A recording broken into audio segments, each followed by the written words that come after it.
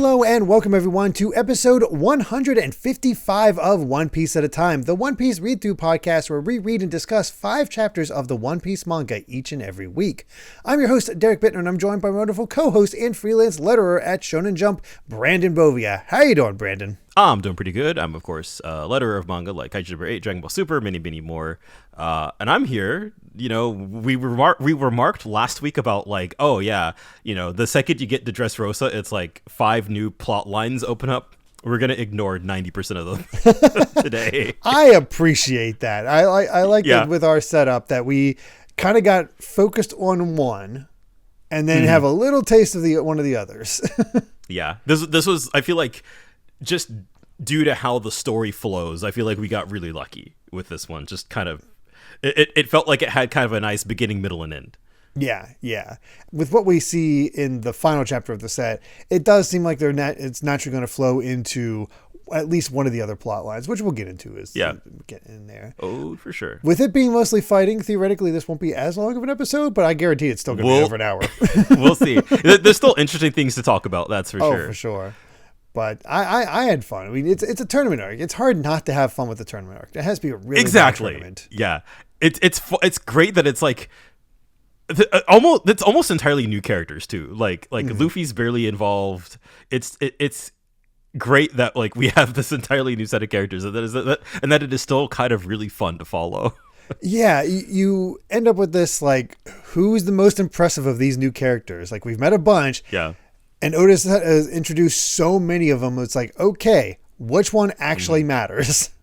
Yeah, it's time to start thinning the herd. Yeah. Sort of. Kind of. Yep. We'll see how that all goes as we just jump right into it with 706. I ain't gonna laugh at you. And all right, Caribou's thing still going on where, this whole force has set fire to the old woman's house. Not Granny. Granny's like holding on to a picture that she's kind of beat up or burnt up, and I don't know. I still don't know where this is going. I feel like regardless of like the where is, I'm confused about the why. That if like obviously not every cover story needs to connect back to the main narrative in some kind of grand way, but I'm just kind of like, man, this really is just like we've gone way off the rails. Yeah, I couldn't tell you where this is, what's going to happen, but sure.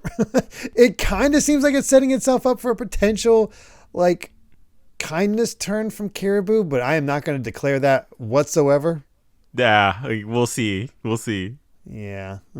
Either way, let's get into the chapter itself. And last time we got introduced to this pretty impressive Marine who was reporting all the high bounties and high profile pirates that were taking place in this tournament.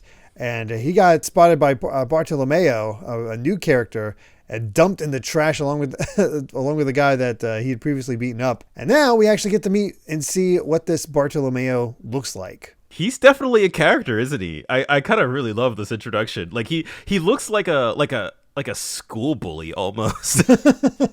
He definitely has the punk look down to him, and nobody likes him. Oh yeah, I love this introduction from. I think we learned later that the MC's name is Gyatz, which is funny for other reasons, but I love that he's just like the atrocious inhumane mad rookie. He skewered and roasted pirates on live video, opened fire on innocent civilians. He's #1 on the pirates we just want to disappear list, and here he is with a bounty of 150 million berries, captain of the Barto Club Pirates. Which seemed, when I saw 150 million, I was like, man, that seems low. It's very strange in that way. Like I expected. It makes me wonder if he's more infamous for attacking other pirates. If he, he's skewering pirates on live video. Maybe the government's we like this guy. He's taking care of the other pirates. But then he opened fire on the innocent civilians. So right. So there you go. Well, that's where he got his 150 from. Yeah. I mean, I love how he just. They introduce him and he's just like, I'm going to send each and every one of you to hell. And they're just like, you go to hell. He's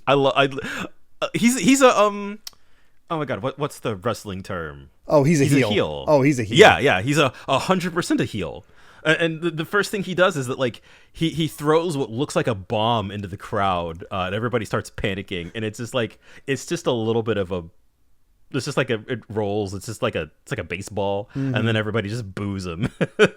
Just like, you disgust me. It's like, it does make you immediately curious. Like, okay, what's this guy's deal?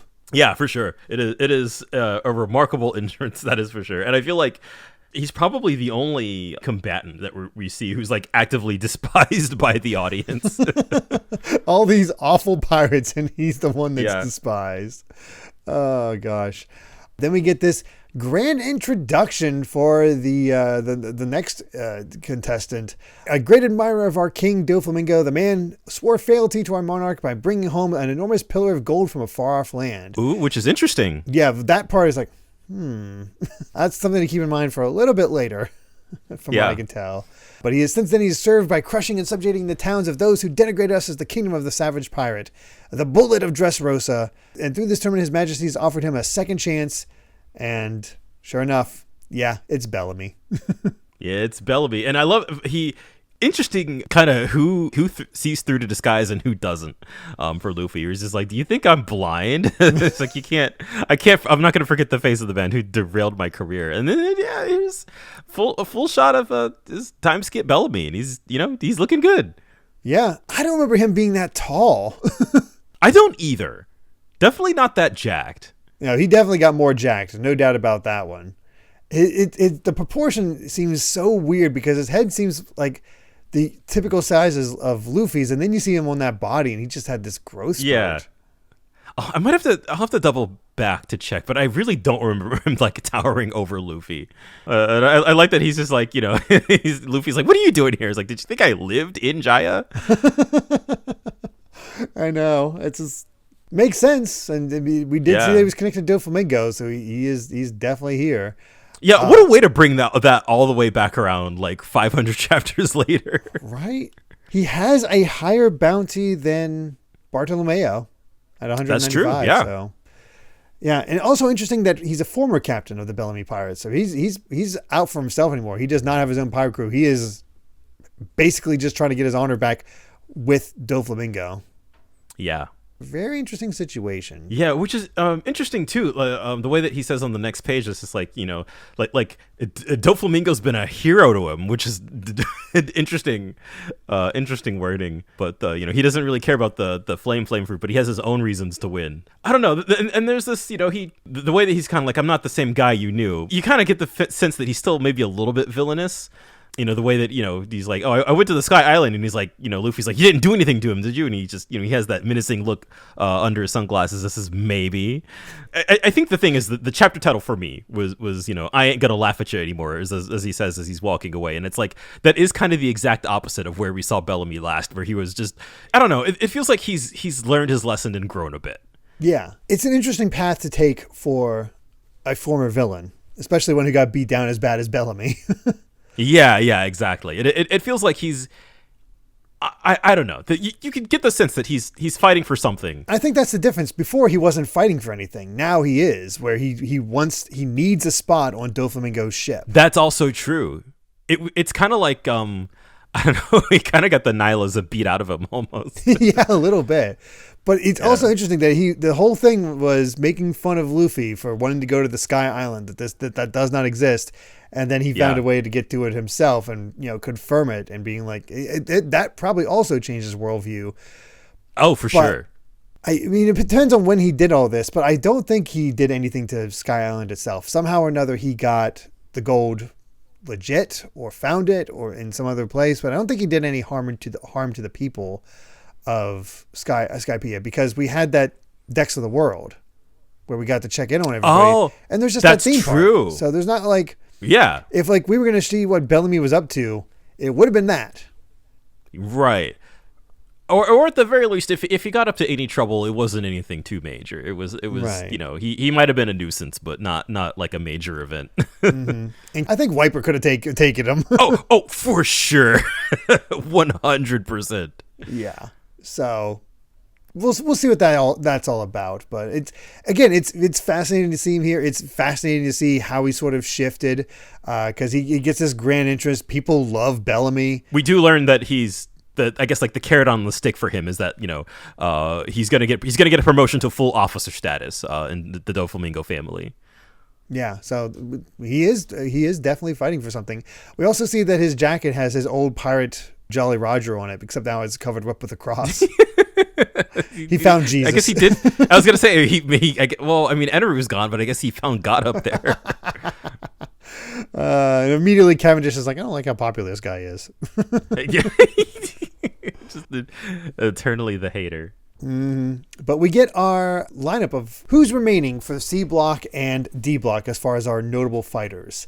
So, of course, with Luffy, or Lucy, we've got Sai, Kelly Funk, Jean Ongo, Boo, Ideo, Fighting Bull, Hajruden, Bobby Funk, and one we'll get introduced to very soon in this set, Don Chin Zhao, which we did see before, but who did not expect him to pop up like he does in this.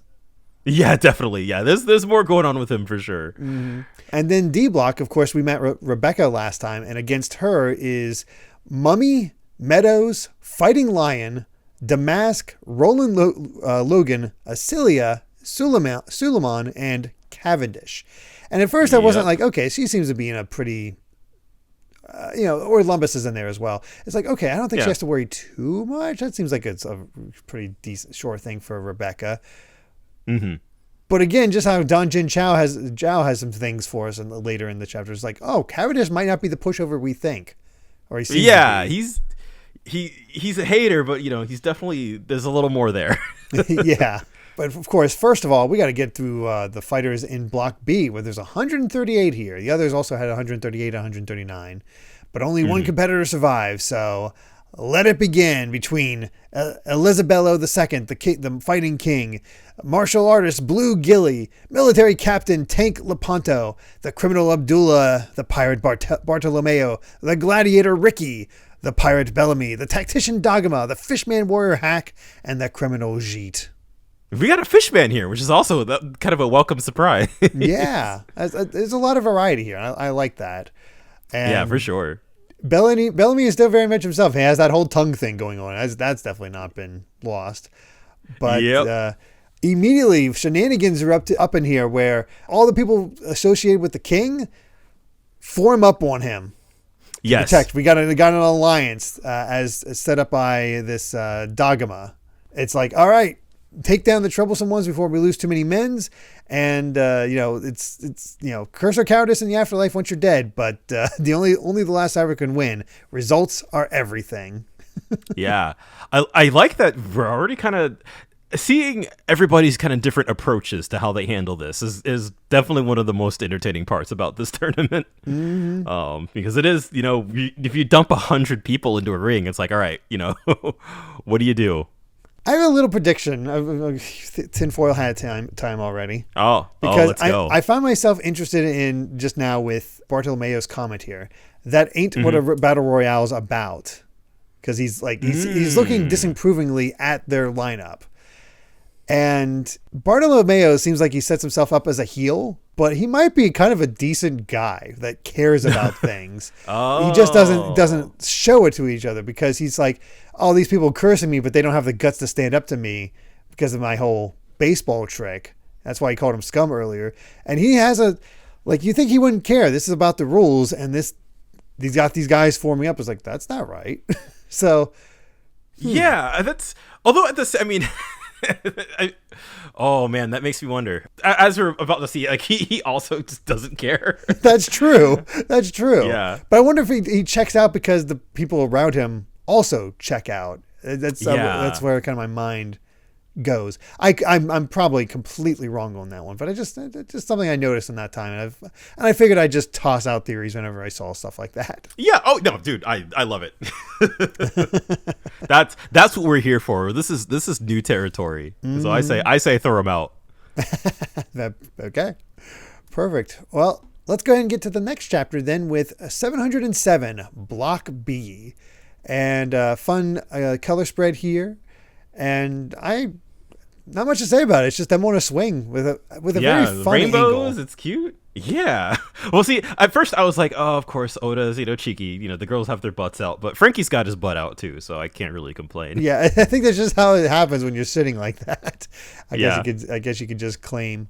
I like how all the rest, it's like you got Luffy and Chopper, Nami and Robin, and then everybody else stuffed onto a single remaining one. Or I guess it's Frankie and Sanji, and then a giant penguin and the rest.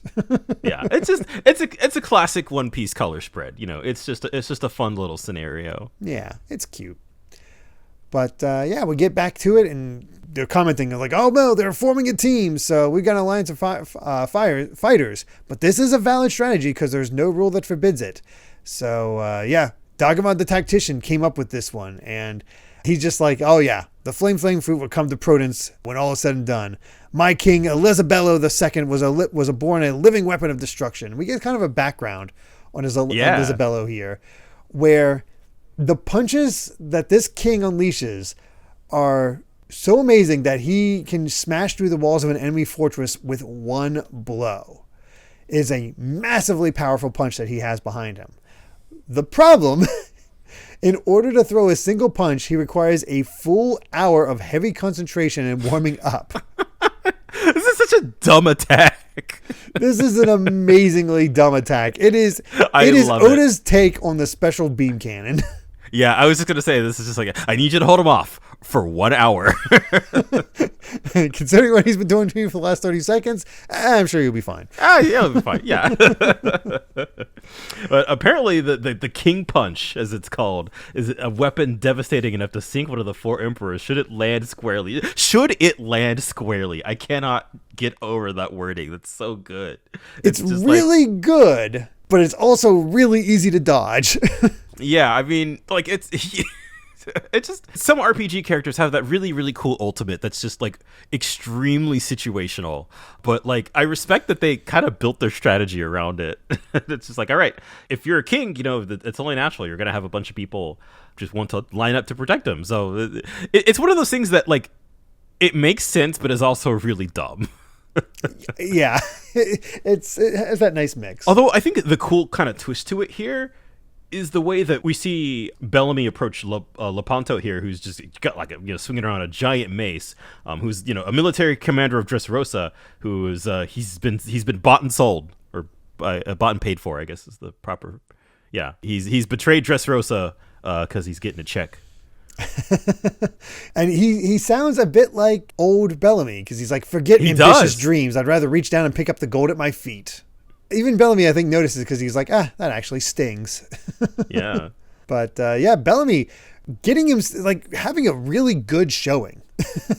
Oh, yeah, which is one of those things you never thought would pay off because one, his devil fruit's really dumb. If you don't remember, he's got the spring fruit, so his body just turns into springs, and it looks really silly. Luffy beat him in one punch. There wasn't really much to show about it, but like actually see him kind of got some moves here is really cool. Yeah, I Bellamy is kind of the star of this set. Yeah, which is weird to say, but there's a little extra twist to all this whole battle royale thing, because you're out if you pass out, if you get knocked out of the ring, or if you die in the ring. Mm-hmm. However, falling out of the ring is not really a great idea either, because in the seawater are packs of little fighting fish, which we heard about fighting fish previously around on the way to Greenbit. Now we get to see them, and they are wild looking. We get to see the babies. And they look to be about like 100 feet tall. Yeah. This is the meanest looking animal design Oda's had in a while. Yeah, no, they are crazy. They seriously, it's just like, I love the MC is just like, hell within the ring, hell outside the ring. Nobody leaves unharmed. This is the Corona Coliseum, so we get to see a few moves from Abdullah and Jeet. They're teaming up and whatnot, and they're just attacking guys from behind, and it really does just seem like a no holds barred fight. You don't really know how it's going to turn out. And hey, we get to see Hack fighting this fish man who knows Fishman karate. He seems pretty cool. He's like, I feel pity for you people. You're just a puppet with no words of your own. So let us speak instead with our fists. And he blocks the spike club and takes out this guy with one hit with his 4,000 brick fist, because he follows the example of his good friend Jinbei, which is just a nice little way to connect him. That we're kind of seeing. I guess like the effect of Jinbei's actions and his kind of role in the world of like he's serving as a good example. I love the idea of I love Hack's line here. He's like, there must be a way to create goodwill through the trading of fists. Thus, I will continue fighting. Like he seems like a martial arts, like a kung fu movie kind of character. Yeah, he is just good guy Ryu. Kind of. Yeah, exactly. Yeah, very much so. Oh gosh, and this one got a genuine laugh out of me. Like I cracked up because it's like, oh, I hate this guy. He's just this one spindly unarmed freak. It doesn't matter if he's unarmed or spindly. It's those legs. They're like whips of steel. And we finally meet somebody of the long leg people. This is Blue Gilly, and you know why I laugh? Well, one, it's just massively long legs, but a normal the visual torso. Is amazing. Yeah. You know what immediately brought to mind? What? Did you ever see the SpongeBob movie? Oh my god! You remember that section where they're doing the song number and they have the sexy legs, and it turns out to be Patrick, so it's Patrick's normal body but these extremely long legs. Yeah, that's him. That's Blue Gilly. Absolutely. Yeah, I think there's something about just the way the Speedo kind of like emphasizes the length of his legs is just it's incredible. It really is. I don't know who's better set up for combat, the long arm people or the long leg people. Yeah, hey, with those kicks you get, it's just that visual of just like the kicks kind of whipping around like a wave. It's just normal people just can't deal with it. Nope. And he's just kicking away people by the dozens. Yeah, he's holding out quite well. These named characters are really showing off what they're all about, which it's the kind of the fun thing here, because we have nobody that we're really rooting for in here. The only one we have any super strong attachment to is Bellamy, which I think is by design. Yeah, but it definitely gives the sense that anybody can win. It's a very different way for a tournament, where usually it's like you have somebody important or something like that. The only time I'm trying to think of other tournaments where you see other matchups and it's about two sets of characters you didn't know before. And the only one I can think of off the top of my head is the very first Budokai in Dragon Ball. We had a few matches where it's like Lan Fan against the guy trying to get water for his village.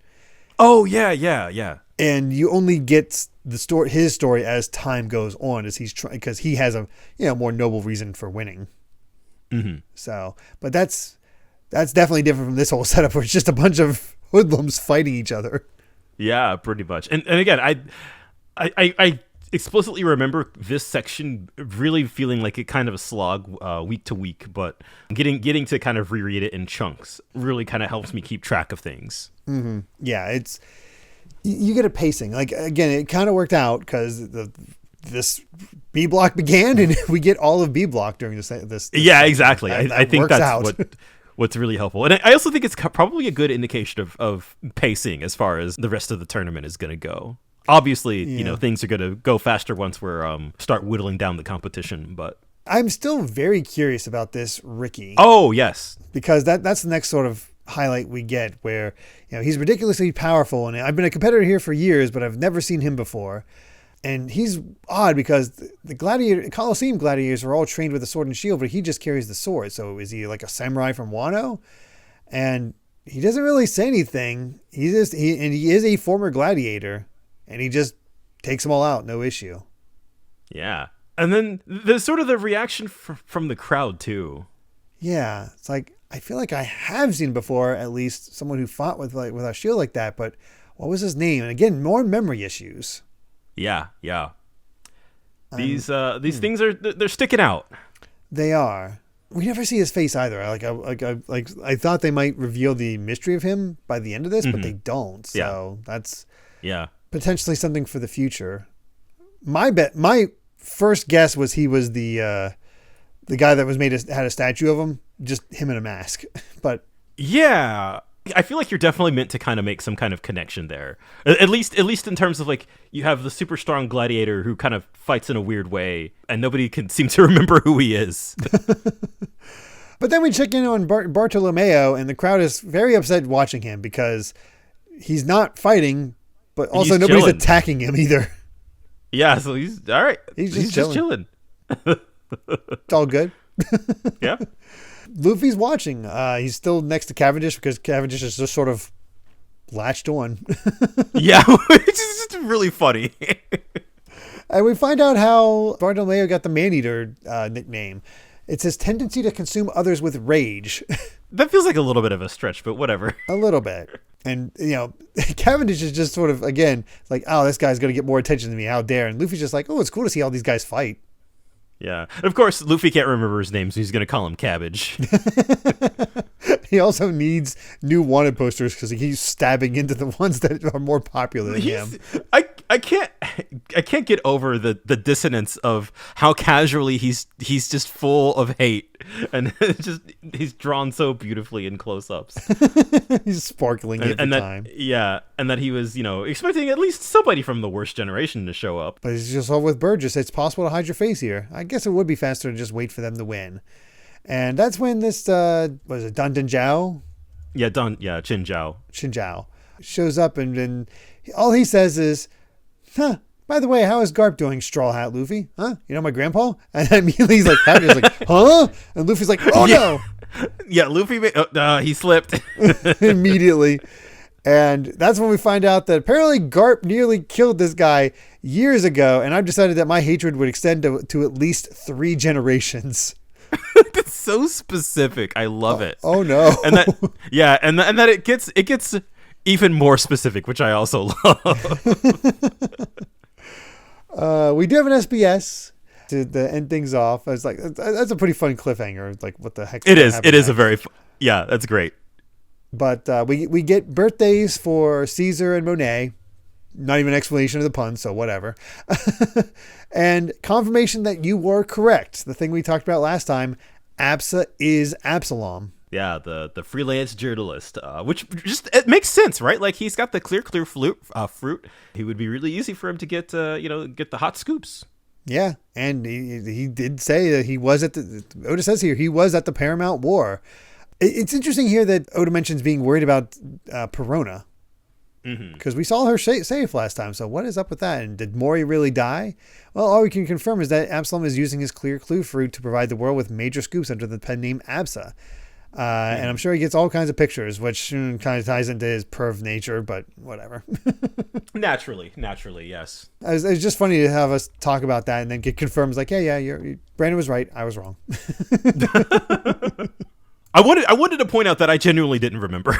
I believe it. There's a lot of details. Yeah, that was not a reveal. I was like, oh yeah, I'm counting on this. I mean, I don't expect you to remember every little thing about these as we go through. As we proved going through up to this point, there were a lot of times like the general outline of a arc and how it is, but the little details of what you miss out of, you forget a lot of the time.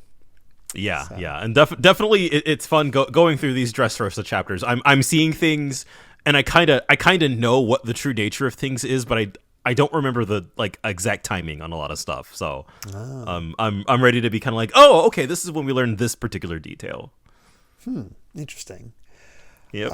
Well, let's go ahead and get to chapter 708, Coliseum of Scoundrels, and Caribou finds this Gabaru, this leader of this rebel faction. He's dead, but he's a meat-loving commander. Meat pie loving. It's adorable. Yeah. Obviously, you could see that coming a mile away, but oh yeah. Well, it's fun. The question what on earth is happening? Is this going to lead to a change of heart for Caribou? I don't think so, but it I'm not counting on it, man. What are they going for? I don't know. Yeah. But yeah, we get more backstory on this whole issue with Garp. Who's like, oh yeah, in those days, Garp was the devil himself to pirates. Decades later, and my wounds still haven't healed. And Cavendish's just like, wait, is this true? No, I'm supposed to be Luffy. Lucy, not Luffy. Yes. I love this too. He's just kind of like, as his grandson, you will pay the price of my wrath. He's like, why don't you take it out on Grandpa? So you are Garp's grandson. Oh wait, I'm supposed to be Lucy. If you are the real Straw Hat Luffy, I shall cut you down where you stand. And Don-Chen here is just like, if only I'd been aware of the existence of a sun dragon sooner. I could have prevented you from ever being born. He just smashes his head towards the Luffy. Yes. So that breaks everything. That's a fun reveal of Don Chinjiao's fighting style. Just smacks his head into things. Yeah, and I love the chaos of both of them are pissed at Luffy for completely different reasons. Luffy is now having to trying to calm both of them down. And Cavendish is immediately trying to take off his beard, and Luffy's trying to prevent him. But, oh boy, Don Chen Zhao is nuts, because according to this, in his prime, he had a bounty of over 500 million berries. That's not, I mean... Luffy's only like 100,000 away, but still. Yeah. That's definitely not nothing. No. For sure. But I love his next attack where he just backward dives with his head straight at them to try to take him out. He has such a ridiculous great panel. fighting style. Yeah, and he's so huge that it just makes it work. And then of course, you get the whole Cavendish is like, I'm not gonna let you attack Luffy because he's my foe to take down, basically. And so we see his sword, the Durandal, going up against head arms from Chinjiao. And just the clash here where you have this giant man kind of headbutting a sword and basically neither of them budge. It's honestly kind of sweet and made me like, oh, Cavendish is going to be an issue in his from Rebecca. Yeah. No, he's got the bite to back up all that bark. Mm-hmm. It's a very cool standoff between the two of them, and then we just get them backing up as he just slams his head continually into the ground to try to get them. I feel like I need to see this scene animated. Right? Just for how ridiculous it is. And Luffy finally punches him, just saying, knock it off, and just punches his face into the ground as he's doing all that. It's like, which looks like it looks like Gear 2, I imagine. It kind of looks like that, yeah. There's a little bit of smoke around, so it's more than likely Gear 2. And no effect. Nope. He's used to it. Then there's a rumor about apparently Don Chen was able to split the continent of ice in half with a headbutt. Well, I guess now we know the One Piece world has an ice continent. Yeah, it's out there somewhere. I mean, we had a lightning rain continent, sure. Well, ice continent seems kind of normal, honestly. Yeah. Well, probably not in the Grand Line, although who knows at this point. I have no clue. But then Don Chen starts looking awesome because his beard starts almost growing and flaring out. He basically goes Super Saiyan with his beard. Yeah. It is now at this point, I want to point out that he's in the same block as Luffy. Yes. I am looking forward to this match. This is good setup so that Luffy actually has a stake in things. Yeah, I love that, and I love that all of these characters are so ridiculous, and that it is a long-standing hatred of Garp. It's just out of nowhere and just all through the disguise. It just knows. He compliments him. You have talent, but you have much left to learn. And Cavendish is still concerned. He's like, and then he's just like, yes, this really must be Straw Hat. It's like, what do you want? Give it a rest already. He's just trying to get out of those. And you steal popularity from the others. You're the grandson of a demon. All you seem to do is attract ire. Neither of those are my fault. Besides, I'm Lucy. Yeah, I love this. Again, it's so rare to see Luffy as the straight man in a situation. Just surrounded by goofballs. And he has to not fight because we already had the rule of not getting into fights or else he'll be disqualified. All of a sudden, his grandsons get a hold of him. It's like, you gotta stop. We're gonna get disqualified. And it's like, I finally found the accursed descendant of that infernal Garp. It's like, no, if you get disqualified now, we'll lose our real reason for fighting in the arena. So stop. So Sai and Boo finally calm him down. That is definitely a good way to establish, I really want to see Luffy's block now. Yeah. And Cavendish is like, I don't care about getting that. I have Straw Hat Luffy right next to me. So it's time to settle it. And where'd he go? Yeah. And where did he go? I think for the rest of the set, like Luffy is hanging off of the edge, basically. It's just like I'm staying away from these nut jobs. That's great. He's just trying to keep his promise to Frankie about not letting anyone find out who he is. Yeah, which is, I mean, given that it's Luffy, he's doing his best, right? Like I'm sure Frankie knew. Like, yeah, it's not gonna last long. But you know, people are it's more other people's fault than Luffy's. Yeah, very much so. But back into the arena, Tank is down. The guy who was confronting Bellamy early on, that used to work for Dressrosa and then is working for this foreign country. He's taken out by Abdullah and Jeet. They're all happy with themselves because they're taking all the cheap shots. And 100 gladiators have already fallen, so there's only around 30 left. And they're almost ready for that big punch. But we got to hang on to it. And we see the big names fighting each other. And then Bellamy with a friggin' sweet move where he comes into, like, attacks both Abdullah and Jeet, steps aside them, grabs a hold of their faces, and then the top of their mouths and just cracks them over his shoulders. It's really rad. And other than like, it took me a second to realize, because he only uses his devil to gain distance, but like that attack, like that's all muscle, man. Yeah, that's awesome. It is cool and brutal at the same time. Yeah, it's so cool getting to see Bellamy in his element. Like, you really like, oh yeah, he is. You know, he wants that spot in the family for sure. And hey, we get to see how Hack. I see Hack and I think, oh, they're calling him a hack. Now his name is Hack, so it throws me off. And I'm looking for his name. And it's like I see Hack. They're not that racist. But Hack has been taking out everybody with a single blow this entire time, doing quite well. And Bartolomeo still hasn't done anything. He's actually decided to go pee. He's just peeing into the water. I love all of the just like unforeseen horrors and violence that we have seen in the stadium, and they're just like kind of like he's pulling out his unspeakable bits in full view of the crowd, the most indecent act in the history of the Coliseum.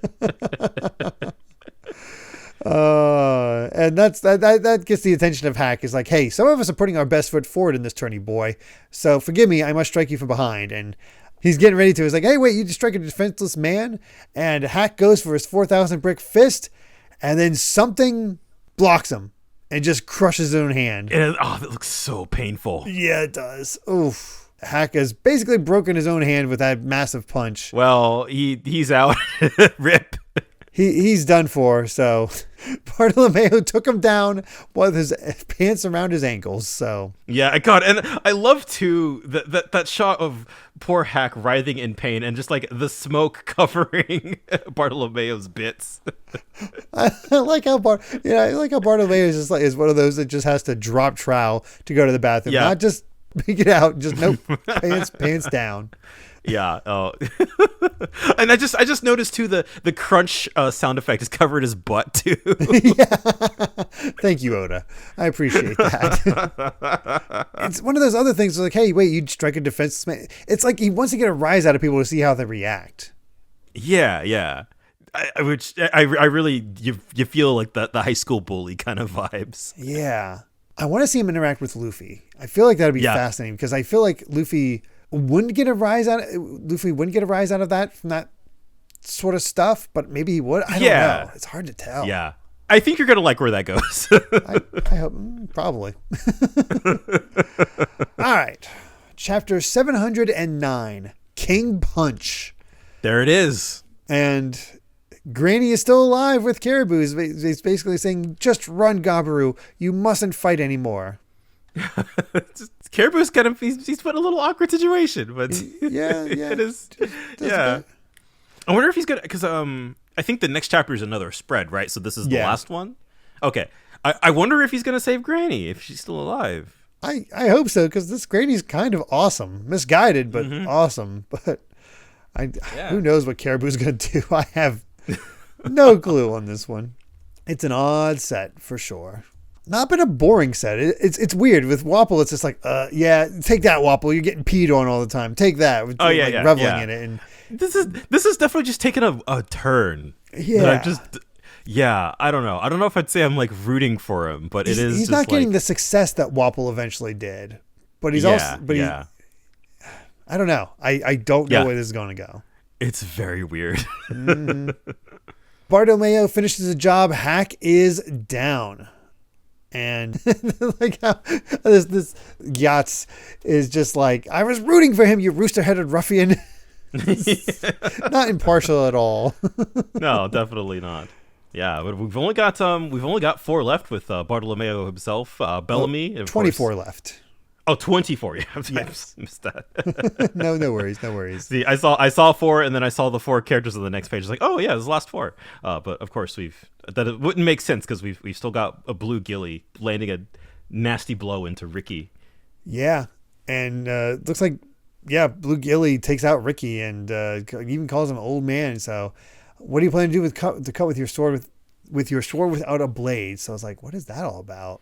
I'm very curious about this Ricky character. Yeah, it's that and the way that again you don't see his face and all he says is those despicable cheers. I curse your name, Doflamingo. He's coming back in some way. There's more here. There's way more here. Mm-hmm. But the plan has worked. They've thinned out most of the numbers thanks to Dogma's plan, so when the signal goes out, we dissolve the formation and we'll fight to determine the true winner. And then all of a sudden, here comes Blue Gilly and starts fighting him at all. So, like, why'd you attack from behind? And Dogma's doing the same, attacking from behind. It's like, you traitor. It's like, you've served us well, you faithful dogs. You'll have your payment later.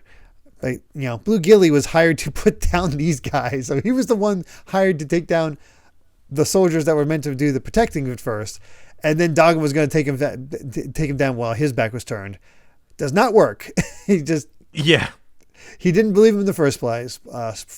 So Dogma goes down as well. Yeah, which I would have thought that he would have lasted at least enough to see the king punch. Seeing that he's basically like Isabello's kind of retainer. But it's interesting again. Like it's not much, but there's a little bit of a narrative element at play here with these completely new characters. Just kind of who's selling out who. Yeah. There's a lot more inner politics with this one. Yeah. But Bellamy, meanwhile, has taken on Bartolomeo, and it's not going well. He's on the ground bleeding. Yeah, dude, there's not a scratch on Bartolomeo. Like we're gonna learn in a bit like what the whole deal with that is. But like it is kind of really interesting seeing everybody kind of fight for their lives out here, and he's just been chilling this whole time. Not a care in the world. And it's interesting here because I also I found myself kind of rooting for him myself, where Luffy sees all this and calls out, "Hey Bellamy, hang in there!" Right? Yeah, he's. Oh man, we'll come back to that. But that is such a cool I didn't think I'd feel for Bellamy. Yeah, it's one of those cases of Dragon Ball loving to bring back villains and bringing back his allies, and I don't think Bellamy's a full ally, but I think it's one of those things like Luffy's chill. He got back. He avenged the old man. He punched out the guy that did this thing. He didn't want to fight in the first place. He had no interest in fighting. But now he's back, and he seems to be chiller. And I think Luffy's just like, I took care of my issue with you, so I got no problem with you. Yeah. Other than Buggy, he doesn't hold grudges. Yeah. Buggy and slightly Crocodile. Crocodile he was a little unsure about as well, which fair. Yeah. And I think I think that half of it also, it's like it's weird how good these two characters are at kind of feeding each other's development. Because that was the whole thing with that first interaction with Bellamy, where it was like, if Luffy was a kid, that whole thing was, based off of his first interaction with Shanks was, it's not worth it. Don't even bother. If he just doesn't get it. So just move on, whatever, water under the bridge, pick your battles, that sort of thing. And now we're kind of seeing how Luffy's outlook that he gained from Shanks kind of turned back into Bellamy, which again, I didn't think I'd feel things for a minor C tier villain. Right? So strange. But Blue Gilly has made it. Dogma's gone. So what now, Isabello? There's nothing more vulnerable than exposed kings. And because everyone's been itching to take you down. And this entire time, I like this detail in retrospect. Isabello hasn't said a word. He's just maintained that pose. That's true. Yeah. Because you see that close up and he's strained. Yeah. And all he says is, Dogma did well because all that's left is to strike. It wasn't me that formation was protecting. It was you. There's nothing more dangerous than an exposed blade. Am I wrong, boy? Oh, dear. And that's when people was like, wait, he's the king of Prudence, right? Didn't he have that news article about punching an enemy's fortress to rubble?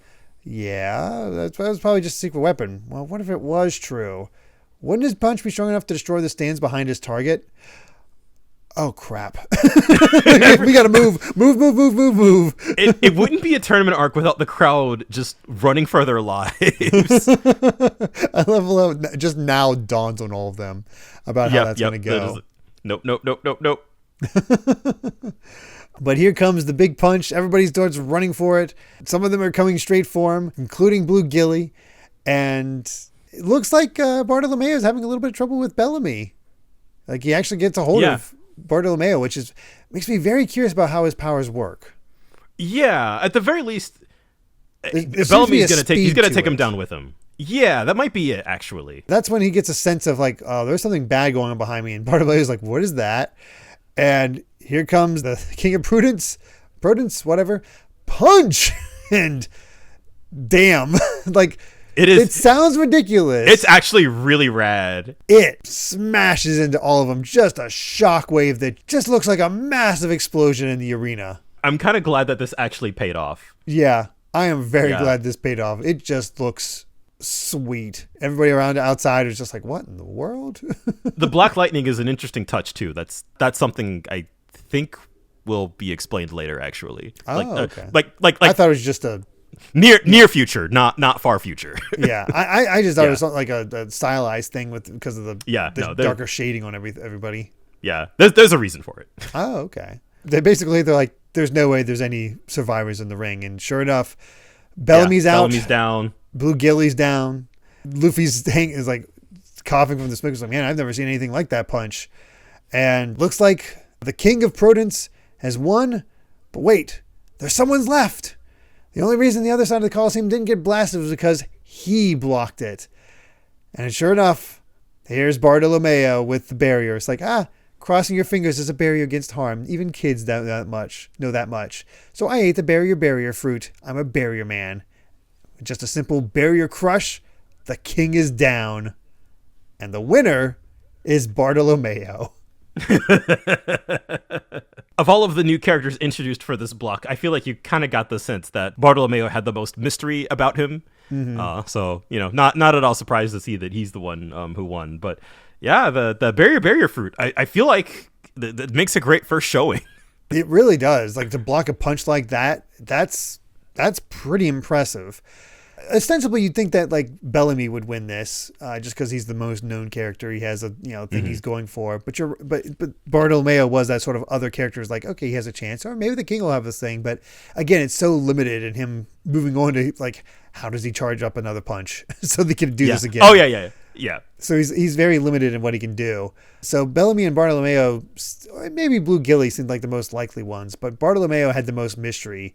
And considering that we've already seen Luffy beat Bellamy, that's not really a good idea to move Bellamy forward beyond this from a story structure.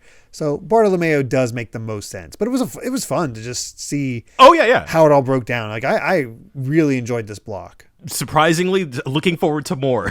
Yeah. That's a good sign of a tournament when you're just excited for the next bit. And then, of course, there's that interesting little line, as Bartolomeo says as he's cheering, or he's like, I have to win the flame fruit for who. Yeah, he's not in it for himself, so. Could be anybody at this point. Really could. I have no idea. Based on his design, if I had to get a guess on anything, is maybe Moria, but Moria already has a devil fruit as well. Like his design and Bartolomeo himself has a devil fruit, so he's not in it. He's not in it for himself either. Yeah. Very curious. But we check in on Frankie, and we find out that this one-legged soldier is also plotting to destroy the factory. Apparently, there's been a force that's been working toward this for quite some time.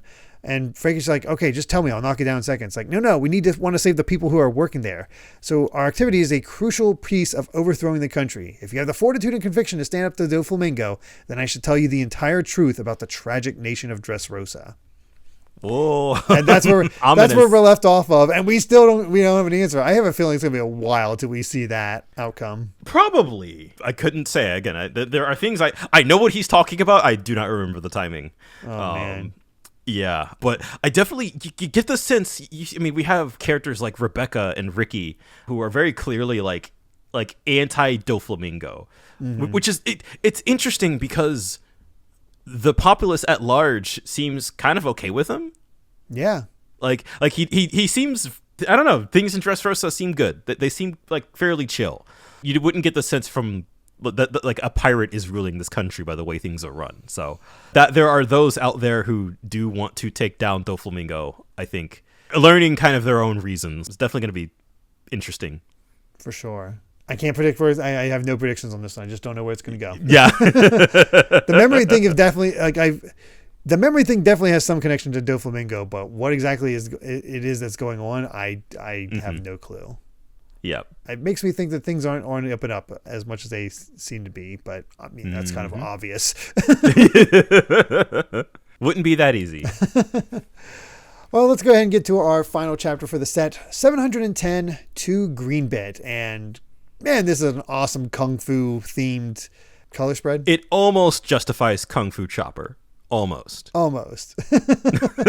He's weird looking Kung Fu panda, and we got a panda up there. Yeah, I think, with everybody else in, God, especially if we just went through 4 chapters of a tournament, like this spread rocks. I love it. Yeah, it's so good. It kind of makes me wish Zoro was in the tournament too. That would be fun. I mean, Zoro and Sanji both look awesome. I love the old man Usopp for his whole get up. We get both Frankie and Brooke doing the Afro Kung Fu master in their forms. Luffy's obviously Bruce Lee. yeah, and just got that awesome dragon weaving through the background too. Mm-hmm. I'd say I wish Robin wasn't so off panel.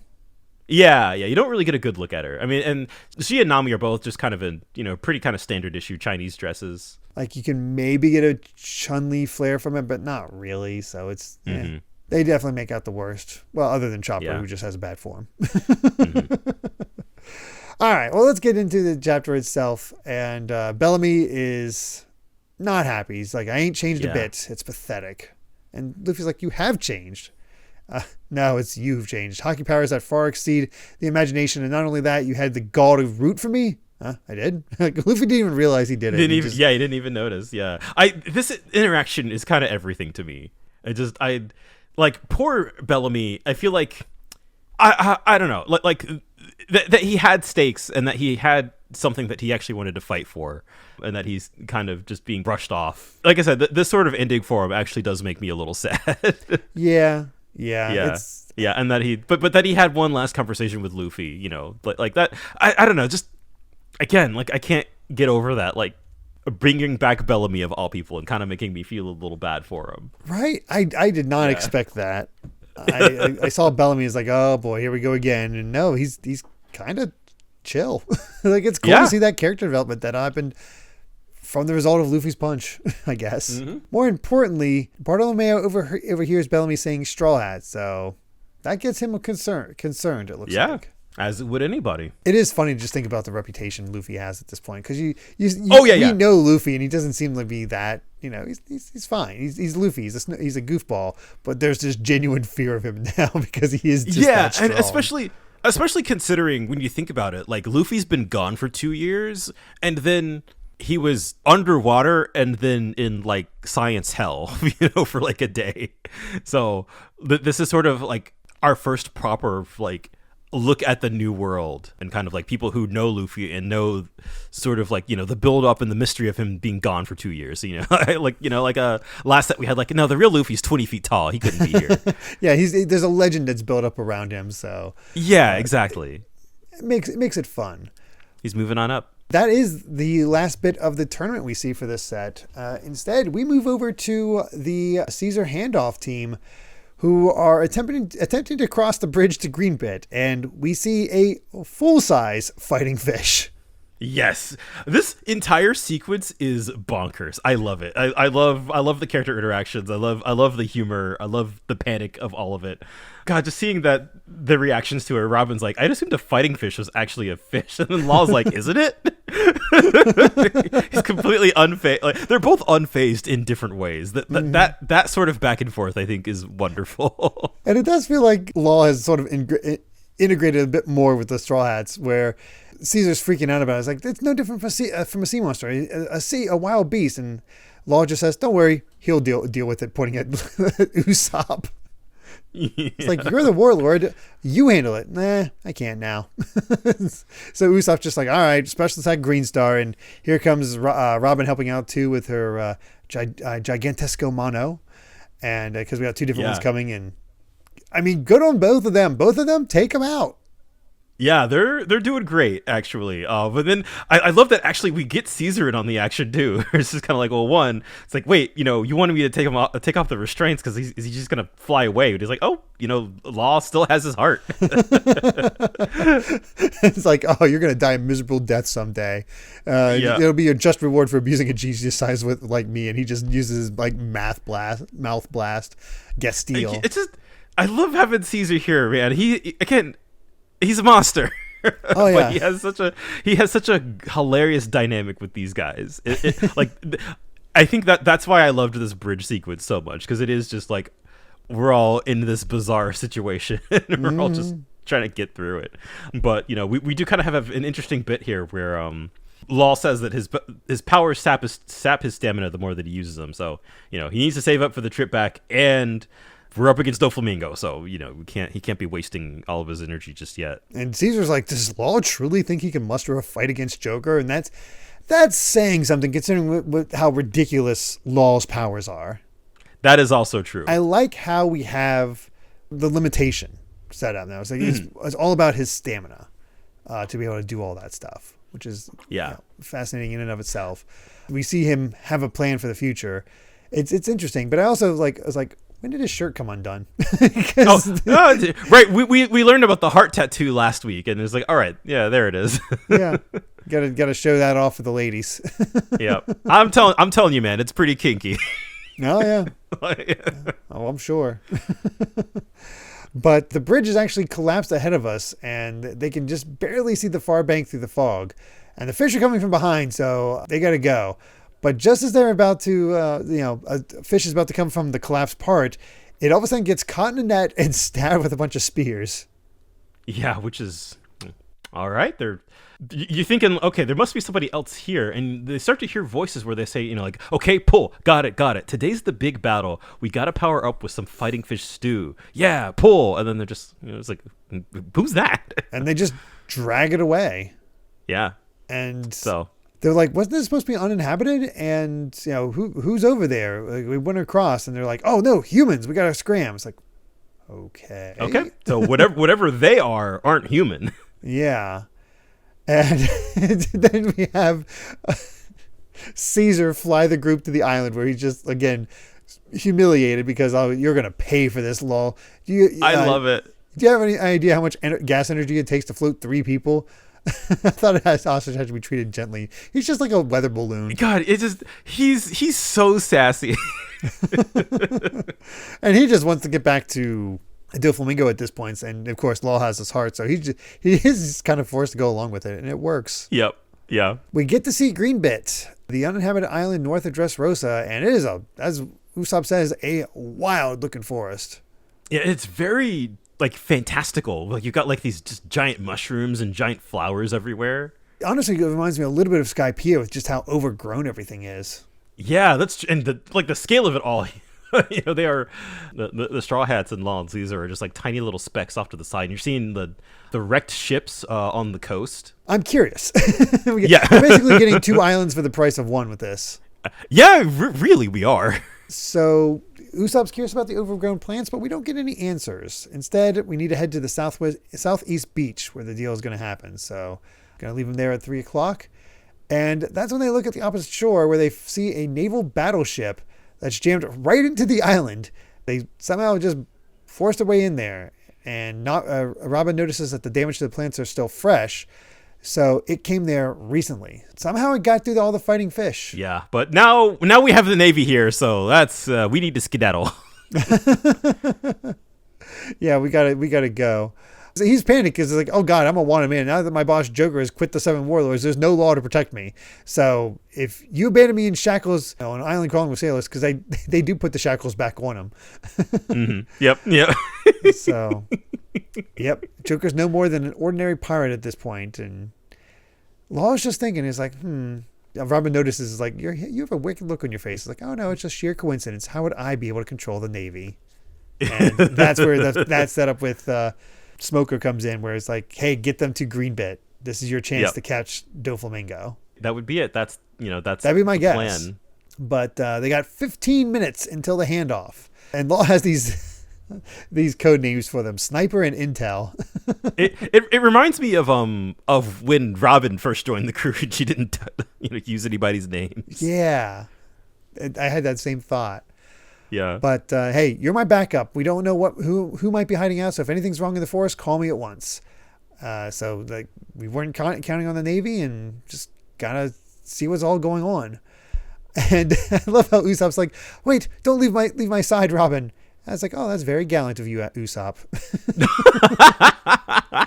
It just turns it back around on him. It's so good.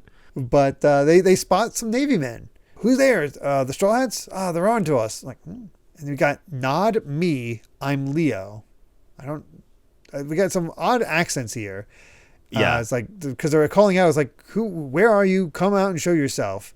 And it's like, oh, are you good guys or bad guys? Well, it's goo guys or ba guys. Yeah, give me your weapon. And no, we can't. We're on duty. So show yourself. And then all of a sudden, they're all stripped down to their skivvies. Yep. They're forced to run from it all. And Robin catches a small glimpse of something and uses a massive garden of her hands to try to catch this thing.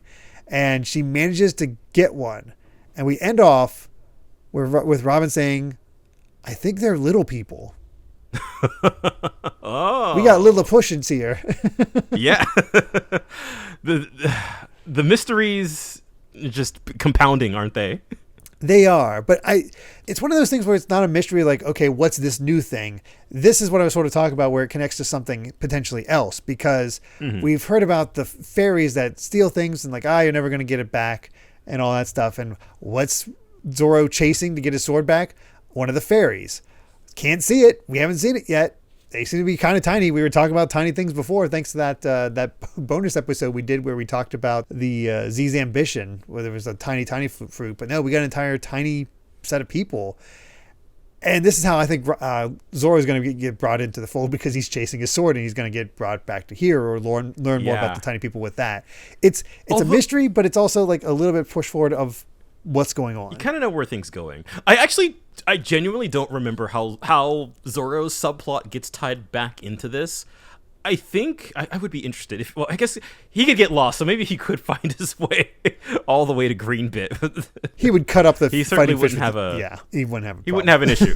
But I mean, I definitely, the idea of Dressrosa's got fairies and then we get to Greenbit and it feels very fairy tale coded, right? The giant mushrooms, the giant, everything's this big old forest. But they're super tiny and amazingly strong and fast. They took down a fighting fish and pulled it away. Yeah.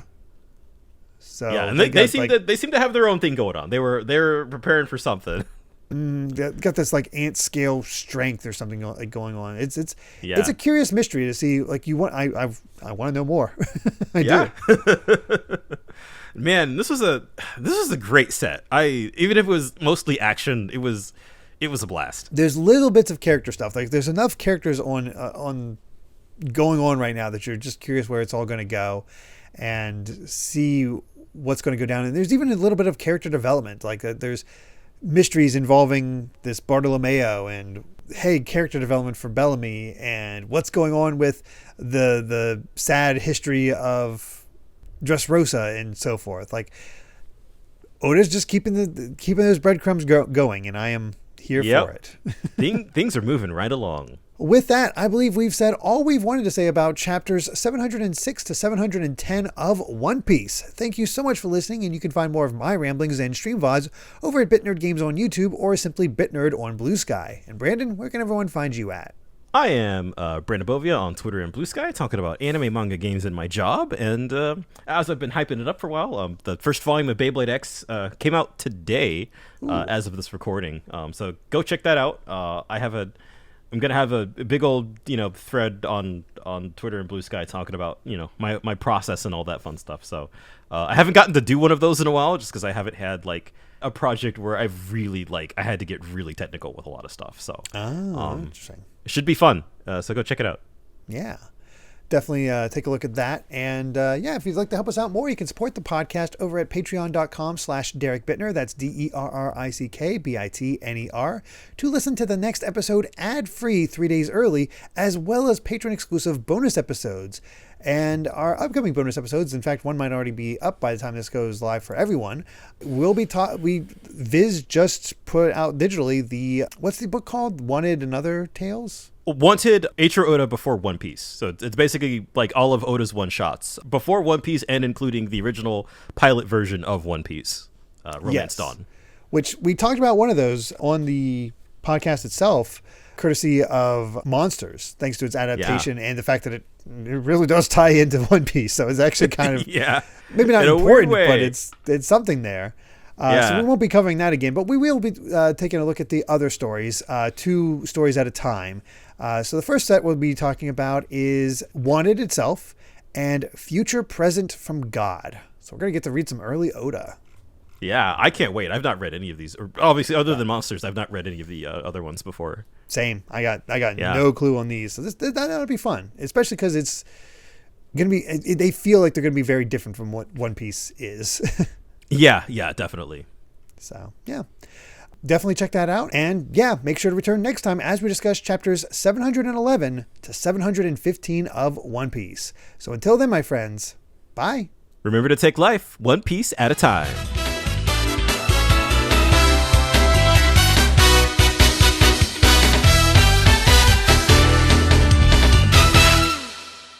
Anyway, I'm not going to hold a grudge against you anymore. There's a big wave that's about to crash through this world, and I think that Doflamingo's ship can ride it out. Either way, I'm done laughing at you.